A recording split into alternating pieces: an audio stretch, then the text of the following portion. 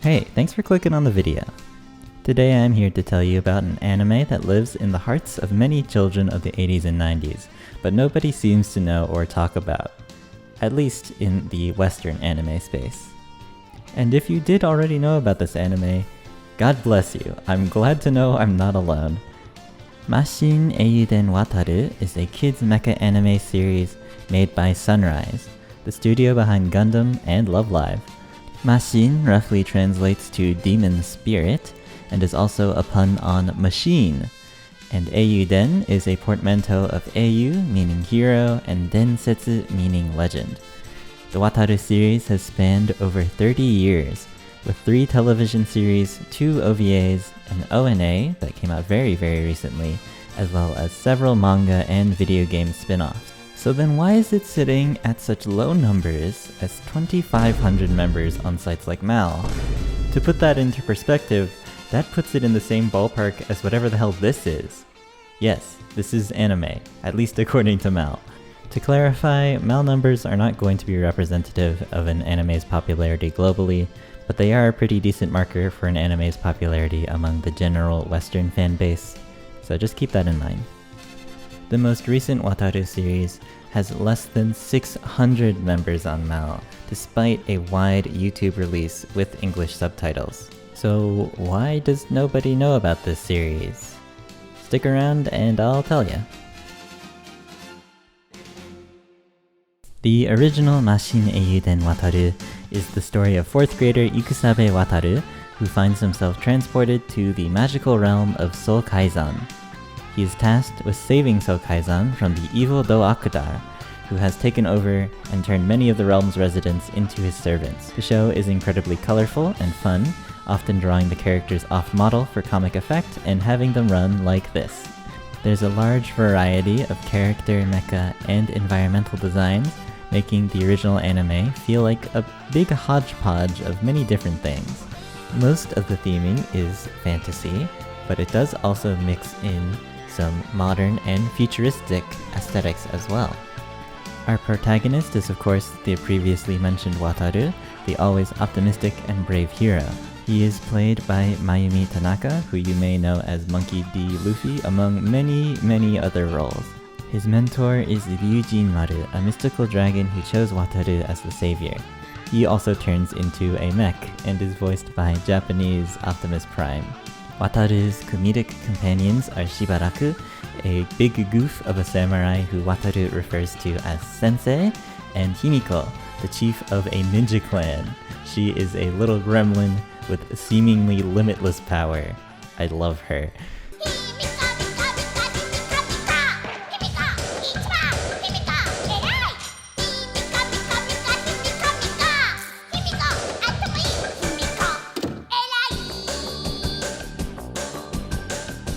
There's also Kurama, the resident cool guy who lends a hand to the group from time to time.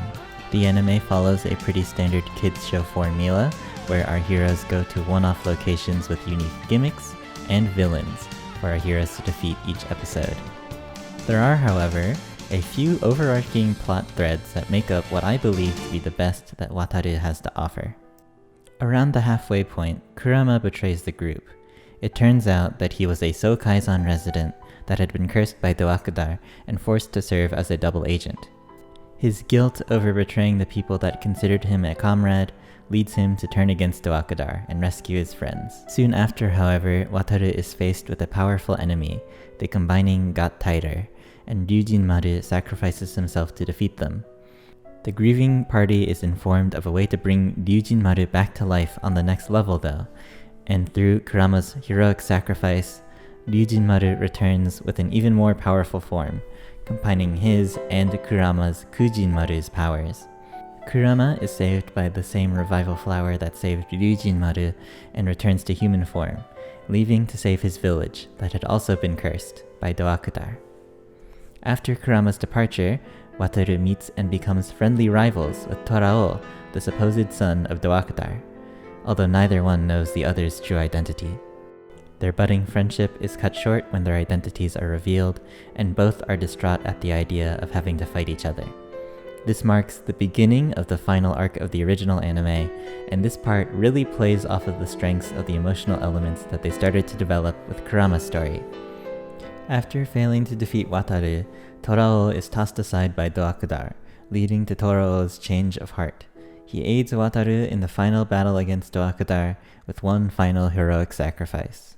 Wataru lands the final blow on Doakudar, defeating him and restoring peace to Sokaizan. Torao reverts to his original self, Shouryushi, the son of Sokaizan's queen, but his memories of his time as Torao are lost. While all of the character deaths are reversed in some way, the tension and emotions that they create are surprisingly effective. When even Himiko starts crying, I can't help but feel something. There's a strong balance of the fun, lighthearted atmosphere and the emotional moments, particularly in the Kurama and final arcs. So although Wataru is pretty standard kids anime fare for the most part, the show's charming aesthetics, creative scenarios, and emotional moments make it a fun experience for those inclined towards old anime like myself. Wataru's director was Shuji Iuchi, who had previously worked on 2 other Isekai mecha series, Super Dimension Century Orgus and Sunrise's own Aura Battler Dunbine, which is often credited as the very first Isekai anime. Another notable staff member, Toshiki Inoue of Sentai and Kamen Rider fame, served as a writer for several episodes and an OVA for Wataru. Fellow scriptwriter Takao Koyama would work on NG Night Ramune and 40, another anime with heavy comedy elements and SD mecha designs. Wataru was a sizable hit upon release, selling plenty of toys. The following year, Sunrise produced another series that shared many elements with Wataru, including young boy protagonists, SD mechs, and fantasy trappings. This anime was Granzort, keeping Shuji Iuchi on as director. Wataru himself even makes some cameo appearances, and there are some more recent collabs between the 2 animes as well. I already mentioned at the start of the video that Wataru continued to have sequels for years to come, and we'll get back to those later, so it's come time to answer the question. If Wataru was so popular in Japan, then how is it so unknown in the Western anime community? The key here is in dubs. English dubs in particular, or rather the lack thereof. Wataru was broadcast outside of Japan in a few places, and there were only 3 dubs between them: French, Korean, and Chinese. The Chinese dub in particular was a hit. During my research for this video, I even saw claims that Wataru was one of the first anime to become popularized in China. Check out this ad from 2003.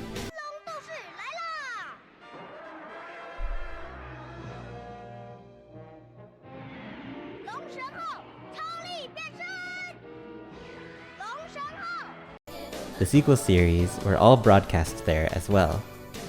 I can confirm these things about the Chinese dub from personal experience, as the only reason I even know what Mashin, Eiyuuden, Wataru is because of a trip I made as a young boy in the early 2000s.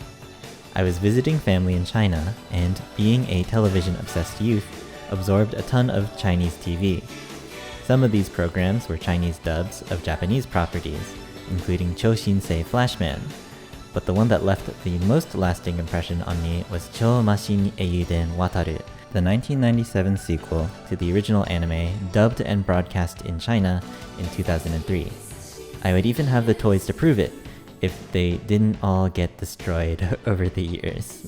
This is all I have left. So why no English dub? Unfortunately, I can't give you definitive answers for that, but to speculate, one possible reason is that the Wataru anime is just a hard one to translate. It's very Japanese, with the 2 main companions being a samurai and a ninja, and the pun humor is off the charts. If Japanese puns weren't already difficult enough to translate into English, Wataru also prominently features Japanese kanji, which can't be easily localized into any other language, except for Chinese. Kanji are the same as traditional Chinese characters. This is probably why China is one of the few places Wataru was localized. Then what about France and Korea? France has a pretty long history with importing anime and even with joint anime production, so it makes sense that they would be more open to something like Wataru. And South Korea is another similar situation where cultural exchange was already common, probably in part due to the country's physical proximity to Japan. Another thing to consider as to why there was no English dub is just the anime landscape of the time.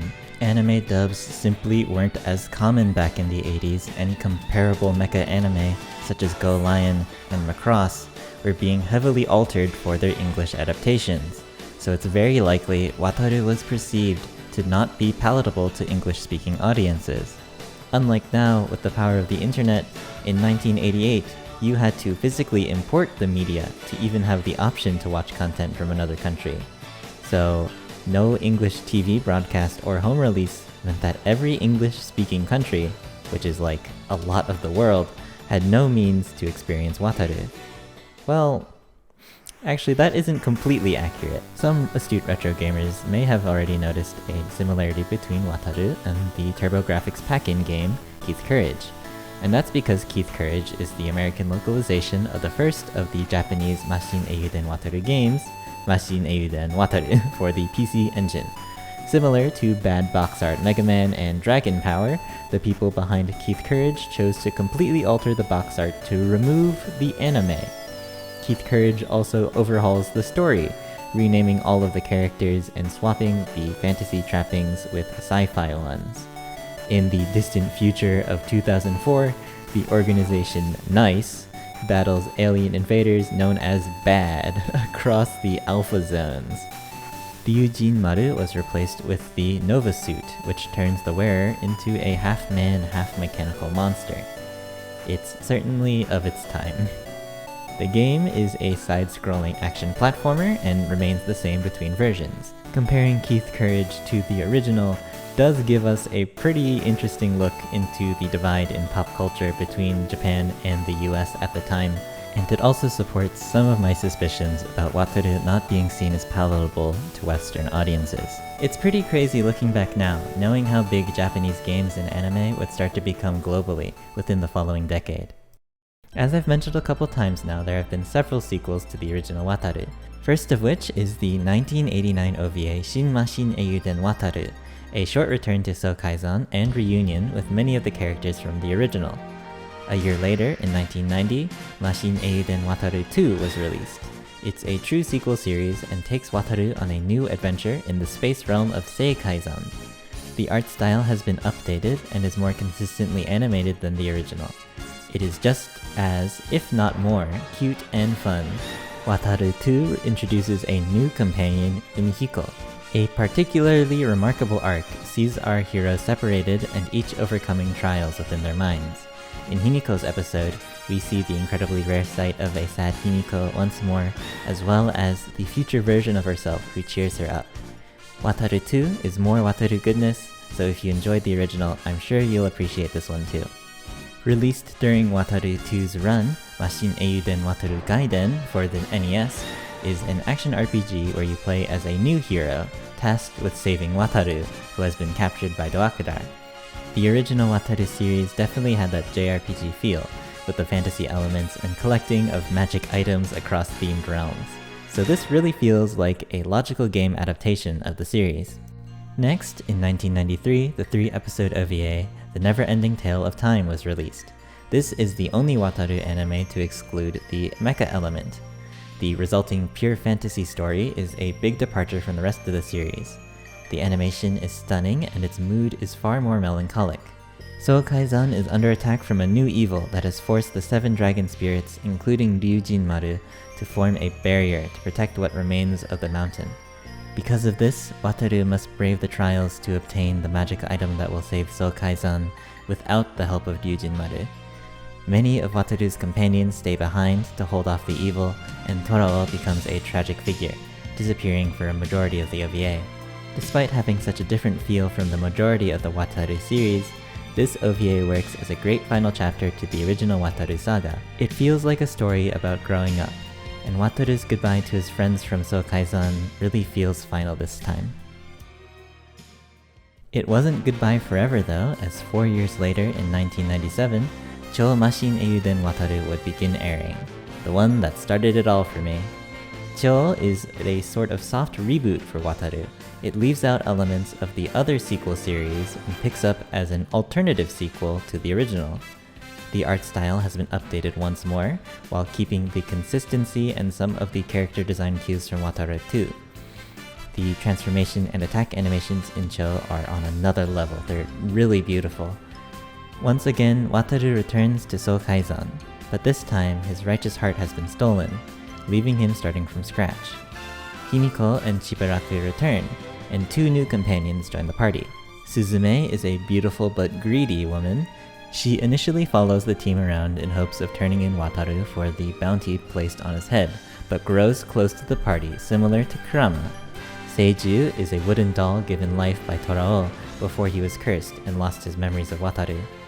Seiju lives to assist Wataru and doesn't quite understand human emotion, but he slowly changes as he grows closer to the rest of the party. Chou has a cast of recurring villains, the Donarukami family, who serve under Ankokudar, the true villain.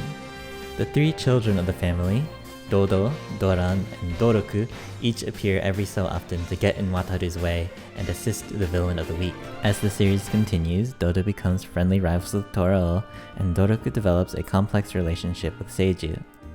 Chou, Mashin, Eiyuuden, Wataru leans more into its overarching stories with these pairings, as well as with Suzume's development. The series still holds with its Monster of the Week structure up until they reach the final layer of Sokaizan, where the slow, steady build-up of each character begins to see fruit, with Torao regaining his memories and the characters' dynamics with the villains shifting. The last 10 episodes in particular are especially stellar and really capture the feel of the original's finale, while adding Chou's own strengths. 3 more video game tie-ins were released alongside the Chou anime. First, there's Mazeko Monster and its sequel, both for the Game Boy. They are pet-raising sims that star Himiko and her pet monsters. And last but not least for this era of Wataru media is Another Step for the PS1, a fully fledged spin-off RPG featuring Wataru Homurabe, the savior of Sokaizan from the distant past. I wish I could say more about this game, but this is a Japanese exclusive, and my Japanese reading skill isn't quite up to par, but it does have some pretty cool retro graphics, and the FMV cutscenes are just as good as the transformation and attack animations from the anime. Homurabe and his party were also featured in the Chou anime, meeting and assisting in the original Wataru's quest.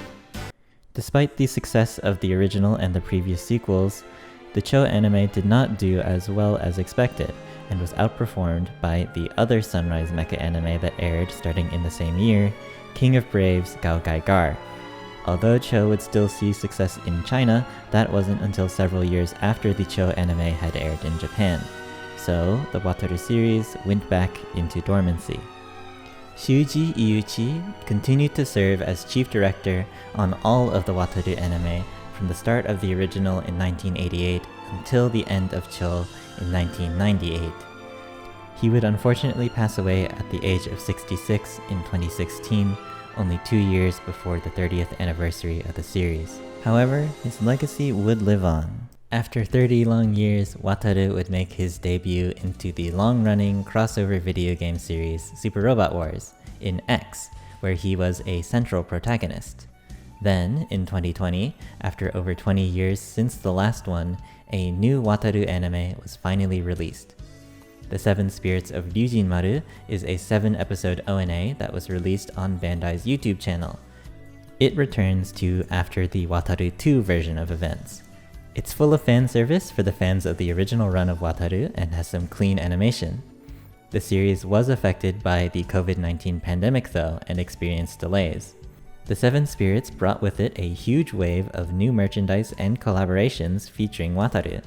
Each of the Seven Spirits is a new mecha design that you of course can purchase for yourself. There's a ton of legacy collector's items, including some recent releases for the Chou designs, as well as plenty of character-based goods and apparel. The most interesting product from this wave has to be the Wataru Scents, though. There's not only one set of this, but 4. They even put Wataru on a pachinko machine. There were a ton of mobile and MMO game collabs for Wataru following the Seven Spirits release, as well as an entirely new Chinese-produced mobile game that has already shut down. Wataru's legacy lives on not only in its new revival wave, but also in some other modern works. The latest Gundam Build series entry, Gundam Build Divers, and particularly its sequel, Re-Rise, have strong isekai elements, and the director, Watada Shinya, has stated that he was inspired by Wataru's finale and Granzort. I don't have solid evidence to claim that other recent fantasy mecha series like Granbelm were inspired by Wataru, but I definitely wouldn't be surprised if they were. The Mashin Eiyuuden Wataru series holds a special place in the hearts of many children growing up in East Asia, and also me. I hope this video has convinced some folks to check out something from the series, or at least given you some kind of appreciation for it. I know I'll never forget the journeys that I've been on with Wataru and his friends. Thanks for making it all the way to the end of this video. This was a real journey for me. I hope you enjoyed as well. And while you're here, hit subscribe and like, and help me share this video with other people, because I want people to know that this goddamn anime exists. Okay, thank you, bye!